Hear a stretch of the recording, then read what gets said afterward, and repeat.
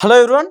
Betting apps ప్రమోషన్ల బండారాన్ని బయటపెట్టే నాన్వేషన్ పైన ఇప్పుడు senior నటీనటులు, స్టార్ నటీనటులు మండిపడుతున్నట్టు తెలుస్తోంది. దీని గురించి క్లుప్తంగా వివరణ తీసుకుందాం ఒకసారి. ప్రస్తుతం మనతోటి స్టూడియోలో ఉన్నారు సీనియర్ జర్నలిస్ట్ జగదేవ్ గారు. వెల్కమ్ చెప్పేద్దాం. Hello sir. నమస్తే జకీర్. Yes sir. అయితే ఇప్పుడు నాన్వేషన్ ఉన్నారు కదా, బెట్టింగ్ యాప్ల గురించి అయితే బాగా అంటే వాళ్ళని ప్రమోట్ చేసే వాళ్ళని లాస్ట్ టైం అంటే జైలుకి వరకు పంపించారనే చెప్పాలి. అయితే ఇప్పుడు ఈయన మీద సీనియర్ స్టార్స్ మండిపడడం జరుగుతుంది. అసలు ఏం చెప్తారు? యాక్చువల్గా నాన్వేష్ గారు మన ఐపీఎస్ ఆయన ఎవరు సివి ఆనంద్ గారు అనుకుంటా, ఆయనతో చిట్చాట్ తర్వాత ఎవరెవరు బాగోతాలు ఏంటి, ఎవరెవరు ఎలా సంపాదించారు, కేవలం ఒక ఇన్ఫ్లుయెన్సర్గా యూట్యూబర్గా ఉన్న వీళ్ళు ఇన్ని కోట్లకు అధిపతులు ఎలా అయ్యారు? అంటే ఓన్లీ యూట్యూబ్ మీద వచ్చిన ఇన్కమ్ అయితే ఓకే, యూట్యూబ్ మీద ఇన్కమ్కి అక్కడెక్కడో గండిపేటలో 6 కోట్ల వెళ్ళ, ఇంకో దగ్గర ఒక 2 కోట్ల ఫ్లాటు, వీళ్ళు మెయింటెనెన్సు, ఇంకొంతమంది అయితే విదేశాల్లో సాంగ్స్ షూట్ చేస్తూ 1.5 కోటి ఖర్చు. ఎక్కడి నుంచి వీళ్ళకి సాధ్యం? సో తెర వెనక బిహైండ్ ది సీన్స్ ఏదో ఉంది. దాని మీద ప్రపంచ యాత్రికుడిగా పేరుగాంచిన అందరికీ సుపరిచిత నాన్వేష్, మన ఉత్తరాంధ్రకు చెందిన వ్యక్తి, ప్రతి ఒక్కరి బాగోతాలు కూడా బయటపెట్టి దీనివల్ల మేమేం చేసుకుంటాం, నీకేంటయ్యా, నీకేం నొప్పి అనేవాళ్ళు ఉన్నారు. అనే వాళ్ళకి సాక్ష్యాధారాలతో సహా ప్రూవ్ చేశాడు. ఎలాగా? ఇప్పుడు ఒక యాడ్ ప్రమోట్ చేశారు. యాడ్ ఇప్పుడు ఫర్ ఎగ్జాంపుల్ థమ్స్అప్ యాడే ఉంది. దానికి ఇప్పుడు బన్నీ గారు, ఇంతకుముందు చిరంజీవి గారు, అంతకు మహేష్ బాబు గారు కూడా చేశారు. ఇప్పుడు బన్నీ గారు చేస్తారు. థమ్స్అప్ యాడ్ చేస్తే ఇది తాగండి అంతవరకే యాడ్. ఎంతో యాడ్ చేసినందుకు రెమ్యునరేషన్ ఇస్తారు, అక్కడికి అది సీన్ అయిపోయింది. కానీ థమ్స్అప్ ఎవరెవరైతే తాగుతున్నారో, తాగిన వాళ్ళు ప్రతి ఒక్కరి తల మీద ₹2 ఆ యాక్ట్ చేసే వాళ్ళకి వస్తుందని అంటే, ప్రమోట్ చేసే వాళ్ళకి వస్తుందంటే ఎంత పెద్ద బిజినెస్ అయినట్టు.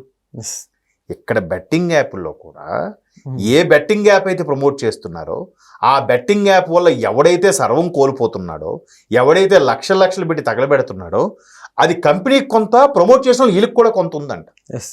అది ఆయన బయట పెట్టే వరకు మనకు తెలియదు. సో అంతే కదా, నిజం నిష్ఠూరు లాంటిది. ఎవడైనా సరే నిజం మాట్లాడంటే ఆడి సొసైటీలో వెధవైపోతాడు, చెడ్డవాడైపోతాడు. ఎవడు ఏ అంటకి ఆ గుడికి పడుతూ మీరు సూపర్ సార్, మీతో కరెక్ట్ సార్ ఇలా ఎవడైతే అంటాడో ఆడు చాలా మంచోడు. నిజం ఎవడైతే మాట్లాడతాడో వాడే సొసైటీలో బతక నేర్చడం రానివాడు. సో ఈ నాన్వేష్ ఒక్కొక్కరు బాగోతాం, ఒక్కొక్కరు ఆఖరికి అలేఖ్యా చిట్టి పికిల్స్ వాళ్ళు కూడా మాకు రిలేటివ్ అవుతారు, వరుసకి సిస్టర్ అవుతుంది, వాళ్ళు బాగోతాం కూడా ఆయన బయట పెట్టాడు. బన్నీ సన్నీ యాదవ్ ఏదో సంథింగ్, రకరకాల ఒకరు కాదు, ఆఖరికి మన జబర్దస్త్ యాంకర్లుగా చేసిన వాళ్ళు విష్ణుప్రియ లాంటి వాళ్ళు వీళ్ళు ఇక్కడ పంజాగుట్ స్టేషన్ వచ్చారు. ఇప్పుడు మొన్న కూడా ఆమె ఒక ఇంటర్వ్యూలో చెప్తుంది, అది అసలు నాకు నిజంగా క్రైమ్ అని నాకు తెలియదు, తెలిస్తే నేను చేయను, ఎందుకు ఇదవుతాము, అది పెద్ద విషయం ఉంది అన్నట్టుగా. మరి తీసుకుంటున్నప్పుడు ఎంక్వైరీ చేయరా? షేర్ వస్తున్నప్పుడు తెలియకుండా ఉంటుందా? కాదు కదా, తెలుస్తుంది కదా. నీకు ఊరికే డబ్బులు ఎందుకు ఇస్తాడు? అక్కడ ప్రమోషన్ చేసా, అక్కడికి డీల్ అయిపోయింది.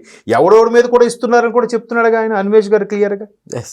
సో ఇలాగా సినీ నటులైన ది గ్రేట్ బాహుబలి లాంటి సినిమాలు యాక్ట్ చేసే రానా నిజంగా మల్టీ టాలెంటెడ్ స్టార్. ఆయన ఏదో అంటే ఒకటో అరా చేసుండొచ్చు. ఆయన మీద విజయ్ దేవరకొండ, మంచు లక్ష్మి గారు, ప్రకాష్ రాజ్, ఇప్పుడు ఈ ముగ్గురు వదిలేయండి, వీళ్ళు ముగ్గురు రాజకీయాలతో సంబంధం లేకుండా ఏదో సినిమాలు అవి చేసుకుంటారు. ఈ ప్రకాష్ రాజ్ అనే వ్యక్తి మాట్లాడితే పవన్ కళ్యాణ్ మీద బుర్ర జల్లుతాడు, మాట్లాడితే ప్రధానమంత్రి మోదీ గారి మీద సరైన ప్రధానమంత్రి కాదు అని అంటాడు. మరి ఈయన ఎలా చేశాడబ్బా? సొసైటీ గురించి అవగాహన ఉండి, సొసైటీ గురించి అవేర్నెస్ ఉన్న ఈ వ్యక్తి ఎలాగా మరి బెట్టింగ్లు చేసేసాడు? అప్పుడు మరి అవేర్నెస్ లేదా? పవన్ కళ్యాణ్ ఎక్కడో సనాతన ధర్మం అంటే విదేశాల్లో షూటింగ్లో ఉన్న ఈయన కూడా వెంటనే ఒక వీడియో కాల్ చేసి మరీ పెట్టేస్తాడు. ఎవడో తమిళనాడులో వీళ్ళకి ప్రాపర్టీస్ ఉన్నాయి కాబట్టి తమిళనాడులో పిలిచి మాట్లాడితే అక్కడ స్టాలిన్ మెప్పు కోసమో, ఉదయనిధి మెప్పు కోసమో అక్కడి నుంచి పవన్ కళ్యాణ్ దుయ్యబడతాడు. మరి ఇక్కడ బెట్టింగ్ యాప్ల్లో కొంతమంది జీవితాలు నష్టపోతున్నాయే, సూసైడ్ చేసుకున్నారే అని ఏం లేదా?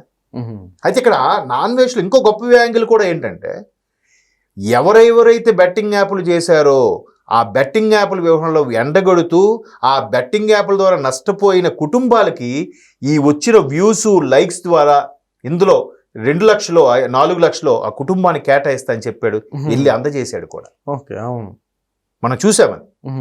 సో అలా చేసేసరికి ఒక్కసారి నాన్వేష్ అనేవాడు ప్రేక్షకుల గుండెల్లో, ప్రజల గుండెల్లో దేవుడు అయిపోయాడు. బా Yes. సూపర్ రా, వీడు ఎక్కడున్నాడో తెలియదు కానీ భలే ఒక్కడు, ఒక single man without army. Army లేదు, ఆయనే is himself an army.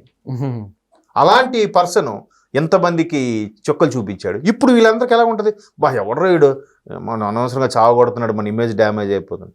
Damage కాదు, చిన్న చిన్న వాటికి కక్కుర్తి పడద్దు. ఆ స్థాయిలో ఉన్నవారు ఇప్పుడు ప్రకాష్ రాజు సూపర్ నటన పరంగా ప్రకాష్ రాజుని కొట్టేవారు లేరు. మంచి వెర్సటైల్ యాక్టర్. రానా బాహుబలిలో చూసాం, అసలు బాహుబలి 1లో అయితే ప్రభాస్ని డామినేట్ చేసే క్యారెక్టర్ నిజంగా బలాల దేవుడు అంటే అలాగే ఉంటాడు. తరువాత విజయ్ దేవరకొండ ఎంత ఇమేజ్ వచ్చేసింది, అర్జున్ రెడ్డి, గీత గోవింద్ లాంటి సినిమాలతో పాన్ ఇండియా, అదేంటది లైగర్ తో పాన్ ఇండియా ఇమేజ్ కూడా వచ్చిందిగా. సినిమా ఆడిందా బాగా పక్కన పెడితే, వాళ్ళకి చిన్న చిన్నవి ఏంటందా, పెద్ద పెద్ద బ్రాండ్లు ఇమేజ్కి చేసుకోండి, యాడ్లు చేసుకోండి.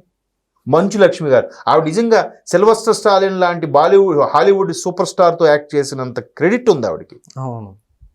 మోహన్ బాబు గారు అమ్మాయి, ఆవిడకేం తక్కువ. ఇప్పుడు పోనీ ఈ బుల్లితెర ఆర్టిస్టులు ఏవో చేశారంటే సరే, వాళ్ళకి 1 కోటి సంపాదిస్తే 10 కోట్లోనే ఉంటుంది, 10 కోట్లు సంపాదించి 100 కోట్లు చేయాలని ఉంటుంది. వీళ్ళ ఆల్రెడీ వాళ్ళు 100 కోట్ల పైన ఆస్తులు ఉన్న వాళ్ళుగా ఇప్పుడు ముందు ఆర్టిస్టులు అందరూ. సో ఇదంతా ఎలా వచ్చింది ఏమంటుంది, ఇప్పుడు అది ఈడీ సస్పెక్ట్ చేస్తుంది. మనీ లాండరింగ్ వ్యవహారంలాగా ఆలోచించి ఆల్రెడీ సమ్మన్లు ఇచ్చింది.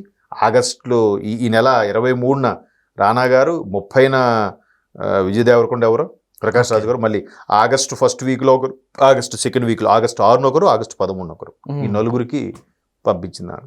పంపిస్తే ఎలాగుంటుంది, అబ్బా ఎవరు వీడు నోట్లో పడ్డ పంటి కింద పడ్డ రాయిలా తయారయ్యాడు అని ఉంటుంది కదా. ఖచ్చితంగా కత్తి నూరుతారు. బట్ ఆయన ఏ కంట్రీలో ఉంటాడో అడుగు తెలియదు, ఎక్కడ ఉంటాడో తెలియదు. That is non veg. ఎట్లా నాన్వేష్కి ఏదన్నా అంటే హాన్ లాంటిది వాని మీద ఏమన్నా జరిగే ఛాన్స్లు ఏమన్నా ఉంటాయి అనుకోవచ్చు. ఎందుకంటే లేదు, ఆయన సెక్యూర్లో ఆయన అసలు ఇంటర్నేషనల్ ట్రావెలింగ్ మీద ఒక పెద్ద కోర్స్ చేశాడు. ప్రపంచ దేశాల్లో ఇప్పటికి 194 ఎన్నో దేశాల్లో ఆల్మోస్ట్ 190 దేశాలు తిరిగేశాడు ఆయన. ఆఖరికి అంటార్కిటికా చీకటి ఖండం కూడా వెళ్ళి వచ్చేసాడు ఆయన. సో ఆయనకు నెట్వర్క్ లేకపోతే ఇక్కడ అలేఖ్యా చిట్టి పికిల్స్ ఏం చేశారు, బయా సన్నీ యాదవ్ ఏం చేశాడు, లేకపోతే ఇంకో అమ్మాయి ఏం చేసింది, ఆ షణ్ముఖ్ ఏం చేశాడు, ఆ అమ్మాయి షణ్ముఖ మా ఎక్సెల్ ఎవరెవరు ఆ అమ్మాయి ఏం చేసింది, ఈ అల్తాఫ్ ఏం చేశాడు, సైఫ్ ఇక మొత్తం అందరి డేటా ఎలాగొస్తుంది ఆయనకి ఎంత నెట్వర్క్ లేకపోతే. కాబట్టి ఆయనకి ఏం చేస్తారేమో తెలియదు కానీ ఆయన మాత్రం మంచి పకడ్బందీగా మంచి నెట్వర్క్తో ఉన్నాడు.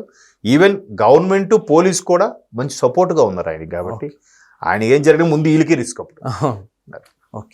Okay sir, thank you.